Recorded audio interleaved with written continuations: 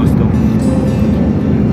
तो आज तारीख है 3 जुलाई 2026 और आज हमारा टूर का तीसरा दिन है और हम लोग जा रहे हैं आज कनाडा के ईस्ट कोस्ट में।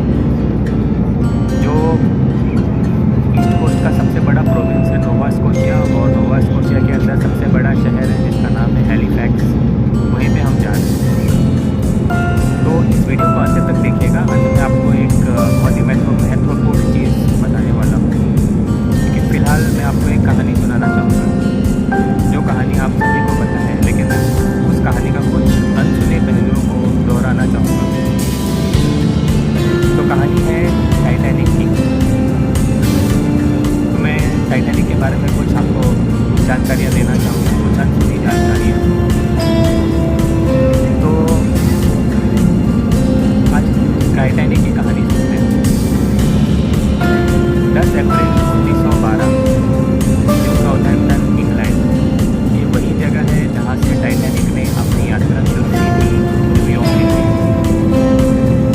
10 अप्रैल को न्यूयॉर्क साउथहैम्पटन से यात्रा शुरू की और 17 अप्रैल 1912 को न्यूयॉर्क पहुँचने का समय तय था टाइटैनिक के लिए। और वो जहाज़ उस समय का सबसे आधुनिक, सबसे बड़ा और सबसे अत्याधुनिक जहाज़ था। और ऐसा भी कहा जाता था कि ये जहाज़ कभी ना डूबने वाला जहाज़ है, मतलब ये जहाज़ कभी नहीं डूबेगा। तो वो जहाज़ एक वोयेज टूर पे निकला था इंग्लैंड से न्यूयॉर्क के लिए, जिसमें अमेरिका के बहुत बड़े बड़े लोग थे, बहुत प्रभावशाली लोग थे और इंग्लैंड के बहुत गरीब प्रवासी भी लोग थे जो कि अमेरिका जा रहे थे बेहतर ज़िंदगी के लिए। तो सब जहाज़ में बैठ गए, जहाज़ निकल पड़ी अपनी यात्रा के लिए और जहाज़ निकल पड़ी। और 11 अप्रैल, 12 अप्रैल, 13 अप्रैल, 14 अप्रैल 4 दिन जहाज़ बहुत अच्छे से चली। लेकिन उस समय अप्रैल का महीना था और अप्रैल के महीने में कनाडा में बहुत ठंड रहती है, वहाँ चारों तरफ बर्फ़ जमा रहता है।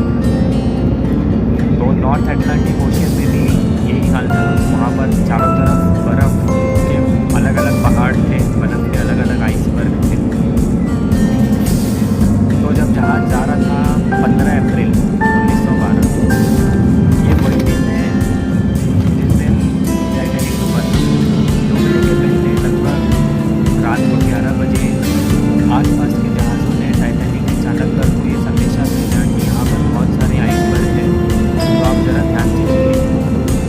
लेकिन चालक दल के रेडियो ऑपरेटर ने उस पर इतना ध्यान नहीं दिया, मतलब ध्यान दिया लेकिन उस पर एक्ट नहीं किया। अब टाइटैनिक चल रहा था, रात को 11:30 बजे के लगभग चालक दलों को एक आइसबर्ग दिखाई दिया और आइसबर्ग दिखने के बाद चालक दलों ने जहाज़ को मोड़ने का कोशिश किया और वो मोड़ने में कामयाब भी हुए। लेकिन जो जहाज़ का पिछला हिस्सा था, वो हिस्से में निचला हिस्सा जो था वो आइसबर्ग से टकरा गया, जिसके कारण निचले वर्ग में निचले हिस्से में एक होल हो गया और नीचे वाले कंपार्टमेंट में उस होल से पानी भरने लगा। तो वो जहाज़ को इस तरह बनाया गया था कि अगर 4 कंपार्टमेंट्स में भी पानी भर गए तो वो जहाज़ नहीं रुकेगा। लेकिन धीरे धीरे पानी भरते 5 कंपार्टमेंट्स में पानी भर गया, जिसके कारण जहाज़ में अफरा तफरी मच गई। तो जहाज़ के 5वें कंपार्टमेंट में पानी भरने के कारण काफ़ी अफरा तफरी मच गई और उसके बाद लाइफ बोट को निकाला गया। सारे लोगों को लाइफ बोट में शिफ्ट करने का प्रयास किया गया, लेकिन बाहर इतना ठंडा था कि बहुत सारे लोगों ने जहाज़ में लाइफ बोट में जाने से इनकार कर दिया और वो लोग नहीं गए, क्योंकि वो लोग को ऐसा लगता था कि ये जहाज़ नहीं डूबेगा, जहाज़ बच जाएगा। और बहुत सारे लोग लाइफ बोट पर चले गए। तो जो अच्छे किस्मत वाले थे वो चले गए, बाकी जिनका किस्मत ने साथ नहीं दिया। तो इसी कारण पानी भरते भरते ऐसा हुआ कि जहाज़ का जो जिस हिस्से में पानी भर रहा था वो पानी में डूबने लगा और पिछला हिस्सा वो हवा में उठ गया। हवा में उठने के कारण जहाज़ का रूट थोड़ा हो गया